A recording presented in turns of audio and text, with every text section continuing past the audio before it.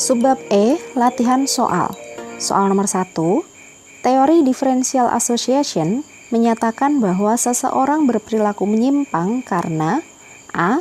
Pengaruh dari subkultur devian, B. Masyarakat memberikan stigma, C. Terjadi anomi dalam masyarakat, D. Pergaulan intim dengan para penyimpang, dan E. Kelompok penguasa melindungi kepentingannya. Yang ditanyakan di sini adalah teori differential association. Masih ingat nggak ini teorinya siapa? Ini adalah teori dari Edwin H. Sutherland. Nanti berbeda dengan teorinya Edwin M. Lammert ya. Lammert itu labeling. Kalau Sutherland itu differential association. Nah, kemudian teori differential association ini bicara bagaimana sih tentang perilaku menyimpang? Sutherland mengatakan bahwa seseorang berperilaku menyimpang sumbernya adalah karena pergaulan. Pergaulan dengan siapa? Dengan orang-orang yang memang berperilaku menyimpang. Jadi teori differential association ini menyatakan bahwa perilaku menyimpang itu bersumber dari pergaulan dengan orang-orang yang awalnya memang sudah berperilaku menyimpang. Penyimpangan kemudian dipelajari melalui proses alih budaya atau istilah lainnya cultural transmission.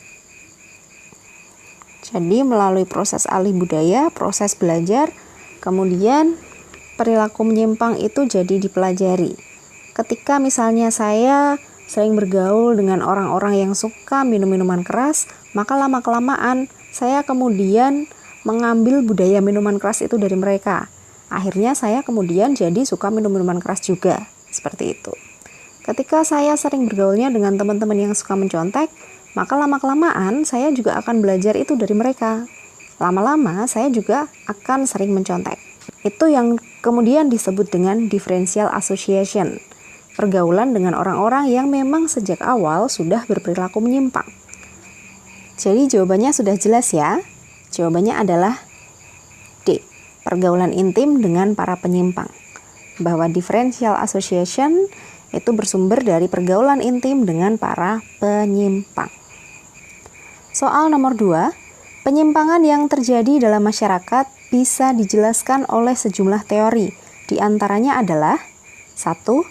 Teori psikologi, 2. Teori biologi, 3. Teori sosiologi, 4. Teori hidrologi. Jadi bahwa penyimpangan sosial itu bisa dipandang dari berbagai sudut pandang. Oke. Kajian tentang teori penyimpangan itu memang banyak sudut pandangnya. Yang pertama ada teori psikologi, ada pendapatnya Horton dan Hahn. Horton dan Hahn mengatakan bahwa seseorang berperilaku menyimpang karena memang ada sakit mental atau bisa dikatakan ada gangguan kepribadian misalnya. Teori biologi ini dari Lombroso. Lombroso mengatakan bahwa seseorang dengan ciri-ciri fisik tertentu itu menunjukkan atau bisa dipastikan bahwa dia adalah seorang penyimpang atau pelaku penyimpangan. Ciri fisik tertentu seperti itu. Misalnya alis menyatu, badan kekar, dan lain sebagainya. Nah, teori sosiologi ini banyak. Nanti ada teori differential association, kemudian ada teori labeling, kemudian ada teori fungsinya Durkheim, dan lain sebagainya. Oke, nah lalu apakah ada teori hidrologi? Hidrologi ini siklus air ya? Ini bukan. Oke, jawaban untuk 1, 2, dan 3. Pilihannya adalah A. Soal nomor 3, perilaku kejahatan yang dikategorikan sebagai cybercrime adalah 1. Pembobolan kartu kredit di internet, 2. pembajakan software komputer. 3. Manipulasi atau pemalsuan laporan di laman website. 4. Pemalsuan merek peralatan komputer. Cybercrime. Cybercrime atau kejahatan yang dilakukan melalui dunia maya. Kejahatan dunia maya. Jadi tipe-tipe kejahatan banyak ya. Nanti diingat-ingat lagi. Ada victimless crime, ada white collar crime, ada blue collar crime, ada juga organized crime, ada corporate crime, transnational crime, jadi banyak. Nah, cybercrime ini adalah kejahatan yang dilakukan di dunia maya. Oke? Lalu apa saja yang termasuk kejahatan dunia maya itu? 1. Pembobolan kartu kredit di internet. Ini benar. Otomatis nomor 3 juga benar. Manipulasi atau pemalsuan laporan di laman website. Kemudian pembajakan software komputer. Software komputer. Apakah termasuk cybercrime? Ya. Lalu yang keempat, pemalsuan merek peralatan komputer. Hardware komputer berarti.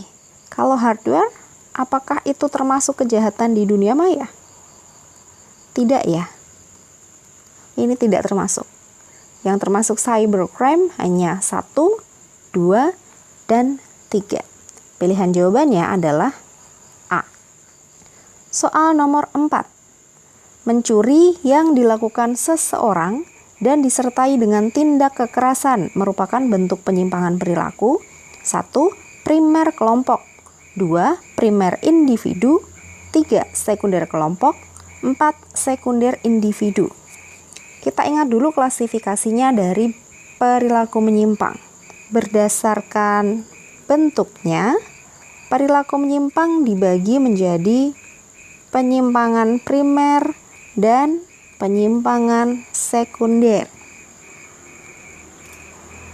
Penyimpangan primer itu kalau dilakukan sementara dan masih bisa ditoleransi oleh masyarakat, masih bisa dimaafkan oleh masyarakat. Artinya tidak ada hukuman di sini karena masih bisa dimaafkan atau ditoleransi. Kalau bentuk penyimpangan sekunder ini sudah menjadi khas atau sudah sering dilakukan dan sudah tidak ditoleransi. Ketika sudah mendapatkan hukuman, berarti itu sudah menunjukkan kalau penyimpangannya adalah penyimpangan sekunder. Misalnya saya melanggar lampu lalu lintas, kemudian ditilang oleh Pak Polisi. Berarti itu sudah termasuk penyimpangan sekunder. Oke?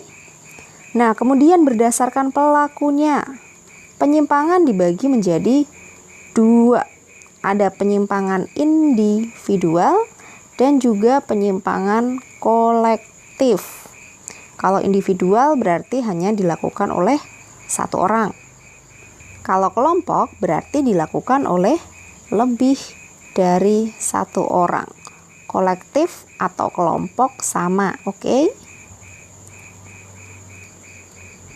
Kembali ke pertanyaan, mencuri yang dilakukan seseorang disertai tindak kekerasan. Seseorang dan tindak kekerasan. Seseorang itu berarti individu, yang kelompok sudah jelas salah. Kalau dengan tindak kekerasan, kira-kira ini masuk penyimpangan yang primer atau sekunder? Masih bisa ditoleransikah? Tidak ya, kalau sudah disertai dengan tindak kekerasan itu sudah termasuk penyimpangan sekunder. Tidak bisa ditoleransi. Berarti jawabannya nomor 4 saja. Pilihan jawabannya adalah D. Soal nomor 5. Teori cultural transmission menyatakan bahwa perilaku menyimpang dapat terus bertahan dan berkembang menjadi subkultur menyimpang dalam suatu wilayah yang kumuh, miskin, dan tidak terorganisir karena A. Kehidupan ekonomi yang sulit, B. Situasi dan lingkungan yang buruk, C. Sosialisasi nilai dan norma yang menyimpang, D. Lemahnya kontrol sosial dari institusi agama, dan E. Kurangnya bantuan dan perhatian masyarakat. Masih ingat apa itu teori cultural transmission? teori cultural transmission itu sama dengan teori subkebudayaan menyimpang. Jadi sebenarnya istilahnya sama. Teori cultural transmission adalah teori subkebudayaan menyimpang.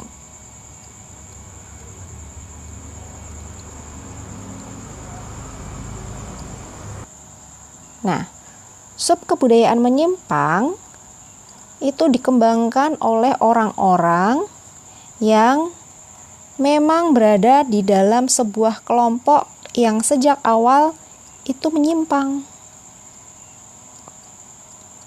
Atau kita sebut sebagai kelompok penyimpang. Jadi, orang-orang yang berada dalam satu kelompok yang memang dari awal mereka itu menyimpang, kemudian memiliki subbudaya yang memang menyimpang. Contohnya, satu lingkungan kumuh yang kemudian mayoritas mereka berprofesi sebagai seorang pencopet misalnya. Jadi orang-orang di sana berpikir bahwa mencopet itu hal yang wajar, karena mereka memang profesinya sebagai pencopet. Jadi mengambil hak orang lain, mengambil dompet orang lain itu hal yang lumrah, hal yang wajar, itu biasa aja gitu. Tidak dianggap sebagai hal yang menyimpang. Nah, seperti itu. Jadi dalam kelompok penyimpang ini, hal-hal yang mungkin bagi masyarakat umum itu dianggap menyimpang, oleh mereka itu tidak dianggap menyimpang. Jadi penyimpangan itu tidak dianggap menyimpang. Bahkan dianggap sebagai hal yang lumrah, hal yang biasa aja, hal yang wajar. Nah, jadi dalam sosialisasi subkebudayaan menyimpang ini atau teori cultural transmission ini, yang salah dari awal adalah persepsi tentang ini. Apa yang kemudian dianggap menyimpang dan tidak menyimpang itu sudah keliru dari awal. Jadi mereka berpikir bahwa nilai dan norma yang mereka pahami itu tidak menyimpang, padahal ternyata menyimpang, gitu. Jadi sudah ketemu jawabannya, yaitu tentang sosialisasi nilai dan norma yang menyimpang. Karena mereka pikir itu tidak menyimpang, mereka ajarkan itu ke anaknya, ke keturunannya, dan seterusnya. Jadi seorang anak yang lahir dalam lingkungan pencopet, dia juga akan diajari untuk mencopet nantinya. Karena memang itu tadi, mereka berpikir bahwa itu hal yang biasa, hal yang lumrah. Oke? Soal nomor 6. Seorang residivis yang melakukan tindakan kejahatan perampokan berkali-kali yang disertai dengan kekerasan dikategorikan sebagai penyimpangan sekunder karena 1. Penyimpangan dilakukan berulang-ulang. 2. Penyimpangan tidak dapat ditoleransi oleh masyarakat. 3. Penyimpangan telah menjadi gaya hidup. 4. Keterlibatan lembaga formal dalam pengendalian sosial. Kita ingat lagi, berdasarkan bentuknya ya, penyimpangan itu dibagi menjadi 2. Ada penyimpangan primer, ada penyimpangan sekunder. Ciri-ciri dari penyimpangan primer adalah bersifat sementara, artinya mungkin dia baru dilakukan sekali, 2 kali seperti itu. Kemudian penyimpangan primer itu juga masih bisa ditoleransi oleh masyarakat atau dimaafkan. Intinya seperti itu. Kebalikannya, penyimpangan sekunder itu sudah dilakukan berulang kali, sudah sering dilakukan. Sehingga menjadi gaya hidupnya. Dan masyarakat sudah tidak memberikan toleransi terhadap perilaku menyimpang sekunder. Oke? Jadi ketika masyarakat sudah memberikan hukuman, itu artinya tidak ditoleransi. Artinya penyimpangan sudah termasuk penyimpangan sekunder. Kembali ke pertanyaannya. Penyimpangan yang dilakukan berulang-ulang. Oke, benar. Karena yang ditanyakan penyimpangan sekunder ya. Kemudian, penyimpangan telah menjadi gaya hidup. Karena nomor 1 benar, nomor 3 pasti benar. Nah, cek nomor 2, penyimpangan tidak dapat ditoleransi. Oke, ini benar. Nomor 4, keterlibatan lembaga formal dalam pengendalian sosial, apakah iya? Belum tentu ya. Jadi, karena dikatakan harus lembaga formal, ini kemudian yang tidak tepat. 1, 2, dan 3. Pilihan jawabannya adalah A. Soal nomor 7, perkembangan perilaku menyimpang dari tipe primer menjadi sekunder terjadi melalui proses 1. Berjalannya waktu dan pengalaman. 2. Interaksi dengan sesama penyimpang. 3. Kontak dengan agen kontrol sosial. 4. Peradilan dan penetapan hukuman. Oke, tadi baru saja kita bahas tentang perilaku menyimpang yang primer dan sekunder. Primer tadi cirinya sementara, kemudian masih ditoleransi. Kata kuncinya ini ya. Sedangkan perilaku menyimpang sekunder itu sudah dilakukan secara berulang dan sudah tidak ditoleransi oleh masyarakat. Misalnya masyarakat memberikan hukuman. Nah, ini termasuk ciri dari perilaku menyimpang sekunder. Kenapa kemudian perilaku menyimpang primer itu bisa berubah menjadi sekunder? Ketika seorang anak terlambat masuk sekolah 1 kali dan oleh gurunya masih dimaafkan, masih boleh masuk sekolah, kemudian masih boleh mengikuti pelajaran, artinya itu termasuk perilaku menyimpang primer. Tapi kemudian ketika si anak ini sudah berkali-kali terlambat masuk sekolah, sehingga kemudian gurunya marah, tidak memperbolehkan anaknya masuk kelas, tidak memperbolehkan anaknya masuk sekolah, tidak boleh mengikuti pelajaran. Nah, itu berarti perilaku menyimpang primer sudah berkembang menjadi perilaku menyimpang sekunder. Oke? Berarti berjalannya waktu dan pengalaman. Oke. Nah, tapi ternyata nomor 3-nya ini tidak tepat. Kontak dengan agen kontrol sosial. Kalau kontak dengan agen kontrol tentunya akan berusaha dicegah. Jadi tidak akan dibiarkan, misalnya baru 1 kali kemudian dinasihati oleh guru BK misalnya. Artinya itu kan kontak dengan agen kontrol sosial. Tidak mungkin dong oleh guru BK-nya didiamkan saja, pasti dinasihati, misalnya seperti itu. Artinya ini menghambat perkembangan dari perilaku menyimpang primer menjadi sekunder. Jadi nomor 3 salah. Karena nomor 3 salah, nomor 1 otomatis tidak bisa dijadikan jawaban. Oke? Nomor 4, peradilan dan penetapan hukuman. Jelas, karena perilaku menyimpang sekunder itu ada hukumannya. Nah, karena nomor 4 benar. Apakah nomor 2 benar? Kita cek. Interaksi dengan sesama penyimpang. Iya, nomor 2 juga benar. Katakanlah kasusnya misalnya, seorang yang baru pertama kali mencuri ternyata dapat hukuman. Karena ketahuan, kemudian dihukum masuk penjara. Nah, di penjara dia ketemu dengan orang-orang yang sudah punya pengalaman, merampok, begal, dan lain sebagainya. Nah, si orang yang baru pertama kali mencuri itu tadi kemudian belajar dari si perampok, si begal tadi. Otomatis dia punya pengetahuan yang lebih, sehingga punya kemungkinan kemudian perilaku menyimpang yang primer tadi, yang baru 1 kali mencuri, bisa jadi nanti berkembang jadi lebih parah lagi. Bisa jadi dia karena belajar dari perampok nanti bisa belajar merampok. Misalnya seperti itu. Oke? Jadi pilihan jawabannya adalah 2 dan 4, yaitu C. Soal nomor 8. Teori asosiasi diferensiasi meyakini bahwa penyimpangan adalah hasil dari proses belajar. Karena melalui proses belajar, seseorang dapat A. Diwarisi keterampilan menyimpang. B. Mempelajari norma menyimpang. C. Menghindari norma non-conform. D. Menghadirkan deviant subculture. Atau E. Mempelajari penyimpangan secara umum. Kita garis bawahi dulu yang ditanyakan adalah teori asosiasi diferensiasi atau differential association. Ini teori dari Edwin H.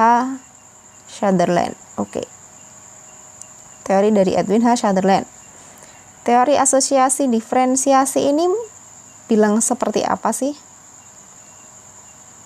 Asosiasi diferensiasi. Teori ini menyatakan bahwa seseorang menjadi berperilaku menyimpang karena bergaul dengan orang-orang yang memang menyimpang. Jadi ketika saya bergaul dengan orang-orang yang memang menyimpang, maka lama-kelamaan saya akan ketularan untuk berperilaku menyimpang juga. Intinya seperti itu. Itu asosiasi diferensiasi. Oke?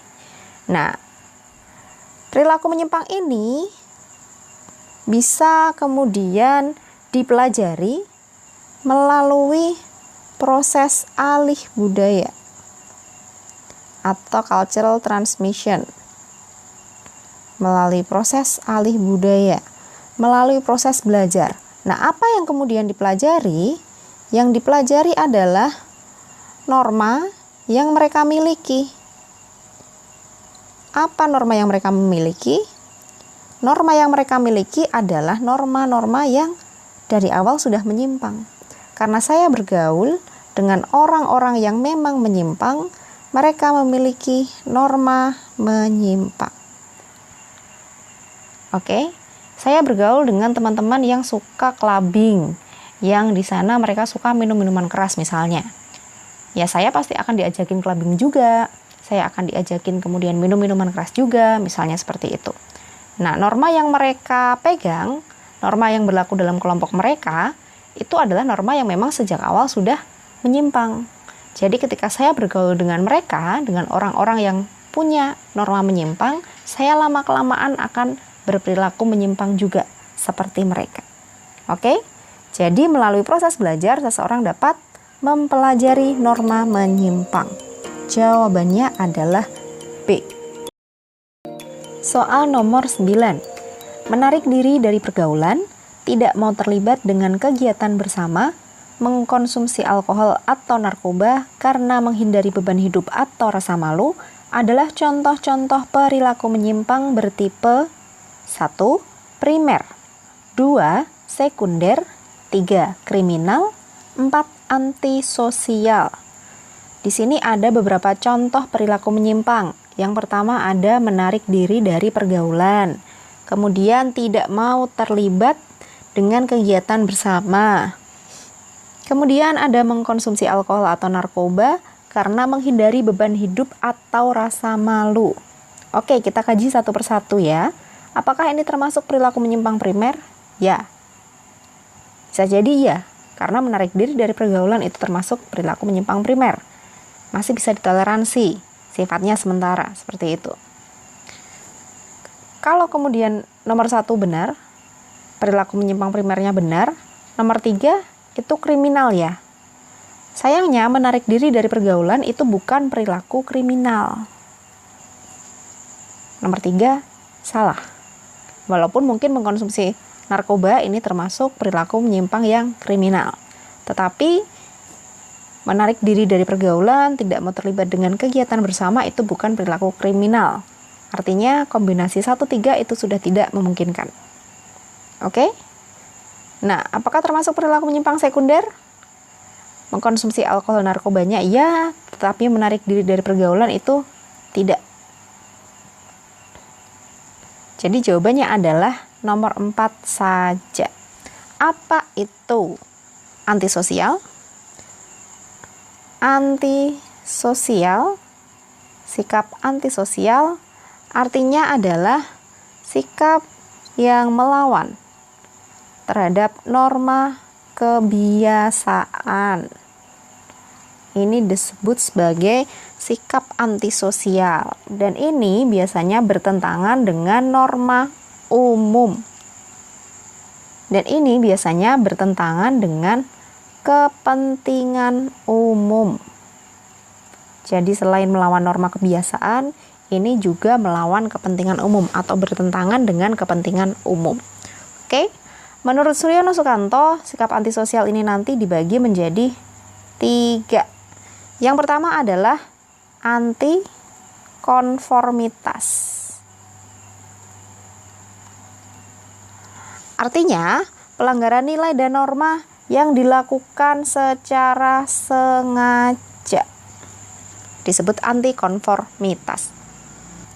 Yang kedua adalah tindakan antisosial. Artinya, menempatkan kepentingan pribadi di atas kepentingan umum. Itu tentu saja disebut sebagai tindakan antisosial, karena menempatkan kepentingan pribadinya di atas kepentingan umum. Yang ketiga adalah antisocial grudge.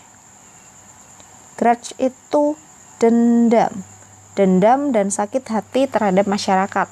Kemudian mengambil sikap menarik diri dari pergaulan, tidak mau terlibat dengan kegiatan bersama, misalnya karena dendam, karena tidak suka diperlakukan oleh masyarakat misalnya. Itu disebut antisocial grudge. Oke?